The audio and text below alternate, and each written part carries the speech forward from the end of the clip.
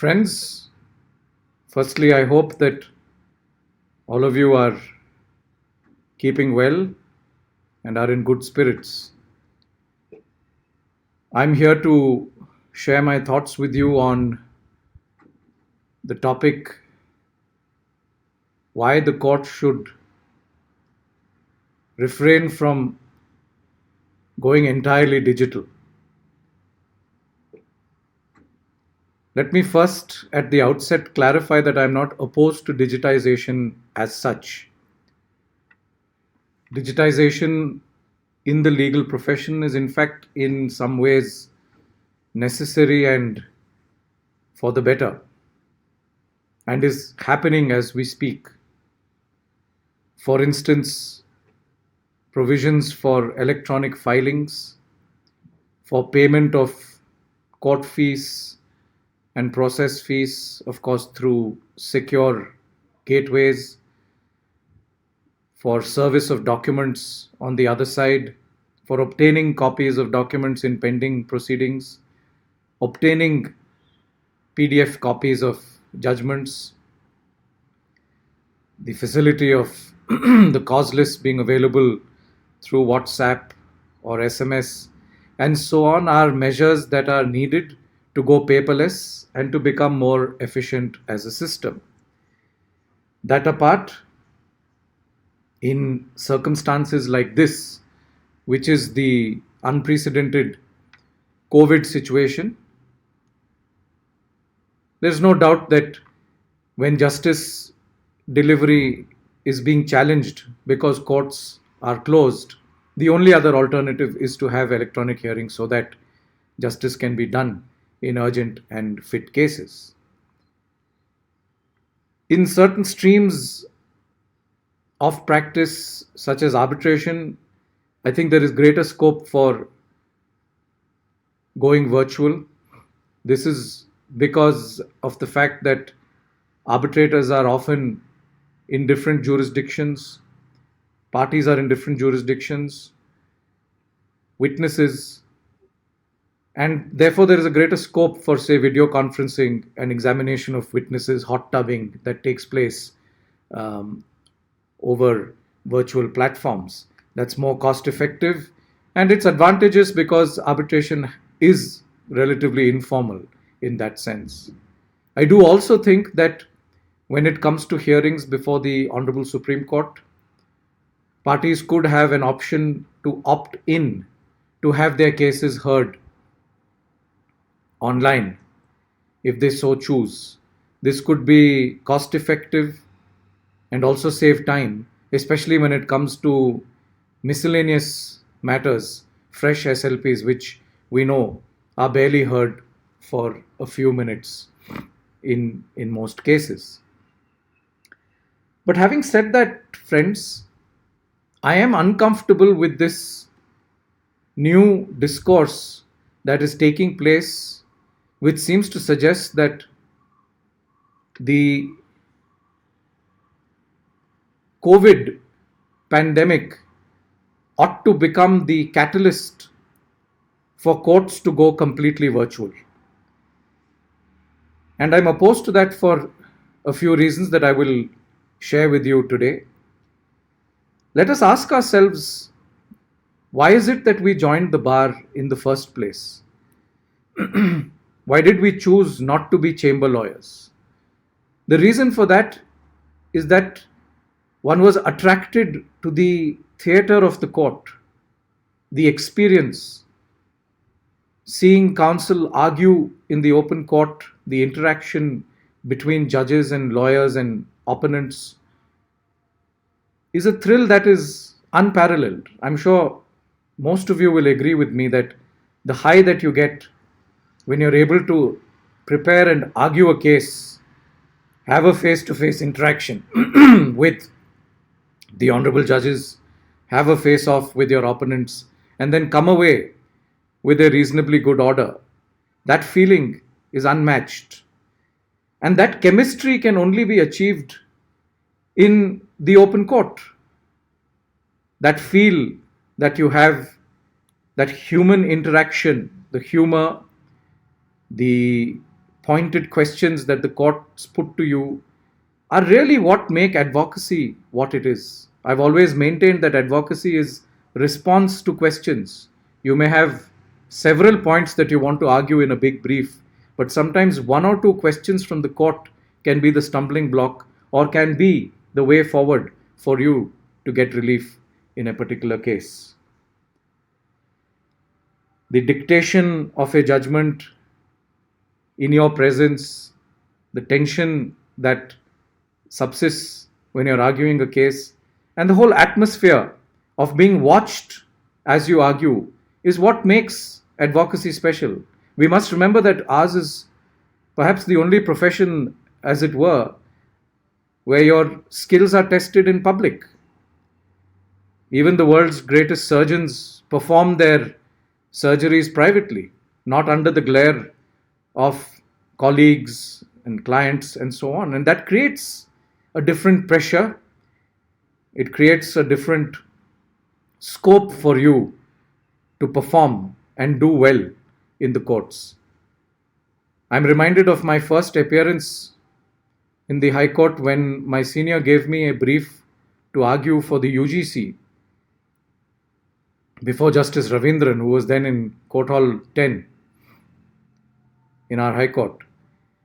And I was opposed by none less than Mr. B.V. Acharya for the petitioners. I don't know if he'll remember this. And I was so overcome by the occasion that I could not say even one word on behalf of my client. Fortunately, Justice Ravindran was able to see that this was a tense youngster and a balanced order was made.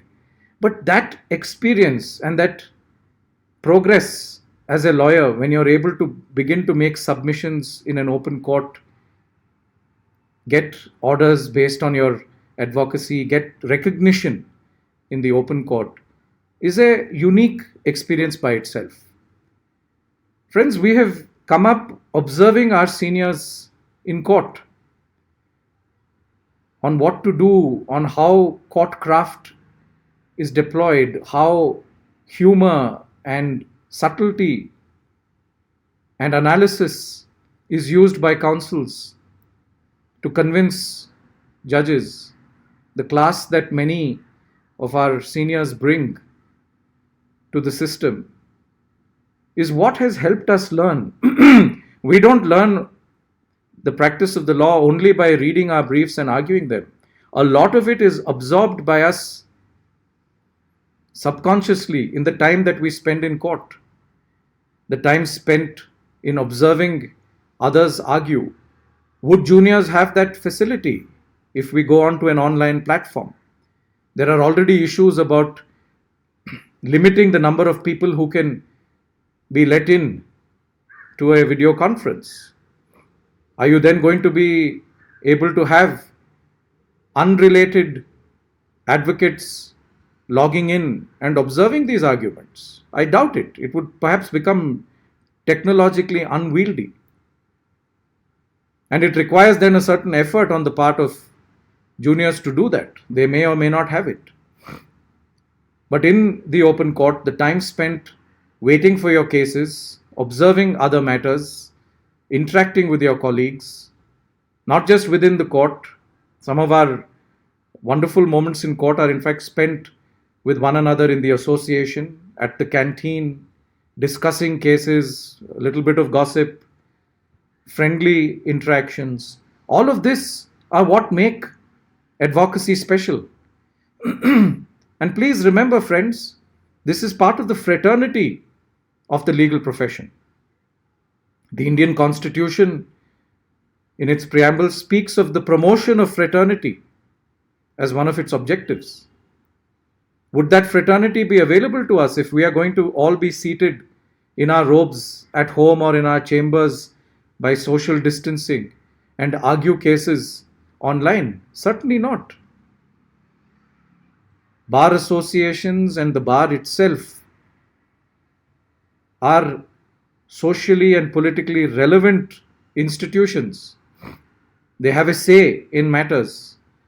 Would they have that say if they are socially distant? if they are unable to come together professionally to align themselves to issues, to take decisions, I'm quite doubtful whether any of those objectives can be achieved if we are, as professionals, distanced from one another and simply asked to argue our cases from our chambers for the few minutes that we do and then return to whatever it is that we were doing. Friends, the very vibe of advocacy is that acoustic that you get in the court. It's something like watching a play or a classical music concert. The cozy acoustic feel that you get while beholding something like that live can never be matched by a recording or a video telecast. In fact, I don't know if you will share this opinion with me. When microphones were introduced in some of the court halls in the Karnataka High Court, at least I, for one, felt that it was a slightly artificial experience to hear your own voice echoing on the speakers. Made it slightly impersonal. One didn't feel that you were having a conversation or an exchange face to face with the judges, which is really the beauty of the practice. And the practice is not just for our personal experience or enjoyment. I'm not saying that. I'm, in fact, trying to emphasize the position that ours being an adversarial system, advocacy is at its heart. Our very constitutional system of justice delivery and the court process is dependent upon adversarial decision making, where two or more opponents face off and argue a case, and then the honorable judges confer. If there is more than one judge, confer and come to a decision. Of course, that decision is made on facts, on evidence, on law, but a lot of it, you will agree with me, is contingent upon the imagination and the creative efforts that advocates put in to develop the law, to help the march of the law grow with every case. And that has direct consequences. That is exactly what results in justice being done or not being done. But the net outcomes are contingent upon this adversarial face-off between opposing parties. And we therefore cannot undermine something that is so critical to justice delivery by making it remote, and I hope not a formality.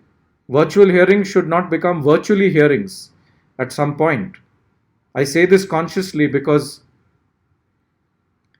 I'm conscious of the fact that there have been instances, this has been reported, while during arguments, counsel have been put on mute. They have been virtually asked to stop.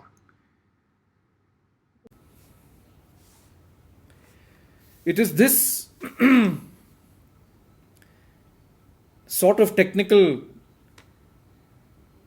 interface. I've now had to shift from my laptop to my phone because of some technical issues. It is this sort of thing that can actually interrupt the very pleasure and the gravitas of hearing of cases in the open court. And I worry, friends, that will take away from the system, that soon we will simply submit written submissions which will be read and decided upon. Some of you may have seen hearings at the International Court of Justice where memorials are read to the judges. There is no interaction, there are hardly any In fact, no questions from the sessions that I've seen, no questions put, no thoughts exchanged, and decisions then made based upon the submission that has been filed before the bench. That chips away at the very essence of advocacy. In fact, friends, from a personal perspective, I can share with you that us senior advocates, while we enjoy the privileges and the recognition that comes with being designated, there are also sacrifices that come with it. You're aware that we cannot draft pleadings any longer. We cannot directly interact with clients. We cannot advise on evidence and so on. Of course, we settle drafts. We at times provide written opinions. But the core of the practice of a senior advocate is oral advocacy in court. That's what we are engaged to do. And that's all practically that we do. Of course, it has an important role in decision making. And if that is also going to be then in some ways compromised or diluted by these virtual sessions, then one has to wonder what the new profession is going to look like. And this is concerning even for younger advocates. This is concerning because ours is a profession that has a code of conduct. It has many restrictions. One cannot solicit clients. One cannot advertise. How is it then that a young lawyer is able to get work in the absence of godfathers in the profession? It's only by word of mouth. I've always believed that the toughest and the truest judge of an advocate is the bar itself, because it is the bar that observes us on a daily basis within and outside court for what we are professionally and ethically. And it is based on that reputation that word goes around, and slowly one is able to brick by brick build a practice by getting some cases from here and there. How is it then that young professionals at the bar will be able to make their mark? Clients watch performances in court and based on that are able to choose which counsel to go to.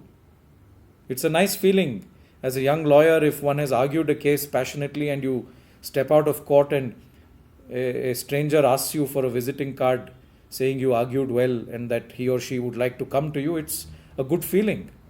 And that's how you develop your practice. Now that too is going to be seriously challenged in a virtual world. And transparency is at the heart of our system. Justice must be seen to be done. There have been debates and representations made to telecast live the proceedings of the court, just as you watch the Rajya Sabha proceedings or the Lok Sabha proceedings. People want an important facet of our constitutional framework to be visible to all. That may happen if things remain normal. But by migrating to a virtual court system, we're not going to be a public place anymore. Proceedings are not going to be available for all to view. There is already, as I said, a technological challenge on letting in limited numbers of counsel itself for hearings. How then are you going to be able to facilitate an open court hearing? And remember, in courts, it's not one court. Juniors and clients and all of us can move from court to court and partake in those proceedings and observe those proceedings. Is that facility going to be available in a virtual hearing? I have my doubts on it. And that would also, in some ways, undermine, I believe, the system. It may lead to sharp practices. It may actually encourage advertisement of the profession, which is what we have resisted. I think it's a good and honorable restriction upon us, so that one earns a reputation not on your resources or your ability to publicize yourself, but on the basis of your work and your goodwill. And that also, I think, is a factor to be considered. Friends, there are a couple of other aspects that I want to talk about. One is the research aspect of it. We, even in the 90s when we enrolled, in 98 in my case, research was almost entirely offline. And there was a great pleasure in reading up on commentaries and on manuals, and then pulling out 10 or 15 judgments to try and arrive at that one paragraph in a judgment which nails the issue. And that research taught us a great deal. It of course took longer, but that was not time wasted. Every judgment we read, every commentary we read taught us something. And I believe it refined us, it made us sharper mentally in our approach to the profession. Today, that's not the case. Today, all research is online. And it makes for lazy research. I'm amazed that from some of the interns that I've had, the research is done on Google. That's not the place you go to find serious answers to serious legal questions. And that also results in casual research, in the sense that you may find 25 judgments on the same point, what Fali Nariman called case law diarrhea, and cite them when the issue needs maybe one judgment, or in some cases no judgment, because it is on first principles. Of course, a lot of research that is done is of a good quality, but I want to caution that this dependence on technology is dangerous for us and for our mental makeup. There is already a digital overdose in the last 45 days or so that we've been locked in. We tend to go more and more to digital spaces. And that can also change the way we are as professionals. When all of our thinking is dependent upon external electronic means, artificial intelligence is going to be here to stay. We don't want then lawyering and even judicial decision making to be outsourced to bots. This may seem far-fetched, but it is being talked about. It's being talked about in petty cases and so on. Then where does the human aspect of advocacy remain? The discretion and the equity and the interactivity which is at the heart of advocacy. And I worry about that. From a trial perspective, appreciation of evidence necessarily requires live hearings, in my opinion. You cannot, as a judge, ascertain or appreciate the credibility and demeanor of a witness unless it is a face-to-face cross-examination. The genuineness of documents can only, in my opinion, be appreciated when you have the physical document before you to look and feel, not a PDF version online. And that is also prone to tampering and other such issues. And I believe that from the trial perspective as well, a complete shift to virtual courts would be a negative outcome. I have already said that in this peculiar corona period, there is no go but to compromise and have virtual hearings. I don't at all have issue with that. But we must be careful that this does not become the new default setting. Ours is a resilient profession. We have spent most of our lives, adult lives, in court. But even then, we are only a speck in the larger galaxy. Ours is a profession that has thrived for hundreds of years. It has seen and overcome many, many barricades. I do believe that this COVID barricade is also something we can overcome. And I hope that something as obnoxious as the COVID pandemic does not determine the future of the legal profession. It has no business to. These are decisions we have to make consciously ourselves, in consultation with people within the system, even people outside the system who have a perspective on it, but not something that is driven out of panic and knee-jerk reactions based on something like COVID.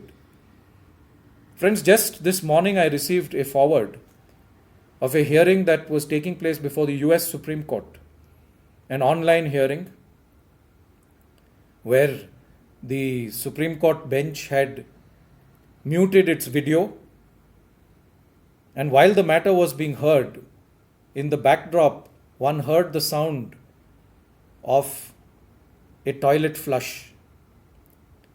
Of course, it's funny at one level. There is now I think a poll going around as to which judge it might have been. But on a more serious level, can we run the risk of reducing this noble and wonderful profession to something like this? We've heard about an advocate at a hearing who showed up in his vest. We cannot insult our own profession simply because technology makes it easy. Imagine sportsmen dressing up in their robes, in their gear, boxers or fencers, who are then seated in their houses and have a face-off against one another online. There's something not in order. There is a charm and a dignity to our professional decorum, to our wearing our robes and conducting ourselves in a particular manner in the open court. And I hope that will sustain itself. I hope that the next generation of lawyers will be able to partake in this wonderful experience of advocacy and experience the highs of arguing cases in the open court. And I hope that at one level we will not change our very DNA as people. It's not just about advocacy. The core of advocacy is humanity. Today people are unable to celebrate birthdays or anniversaries. You cannot even have a funeral with more than 20 people. And even those funerals are at social distancing. One cannot shake hands or hug somebody to condole. All of that takes away from our being human. And one has to hope that this will pass and that we will be able to return to being the species that we are, with empathy and humanity at its core. And I hope that advocacy will also be able to preserve its soul by continued hearings in the open court. Thank you very much for patiently listening to me.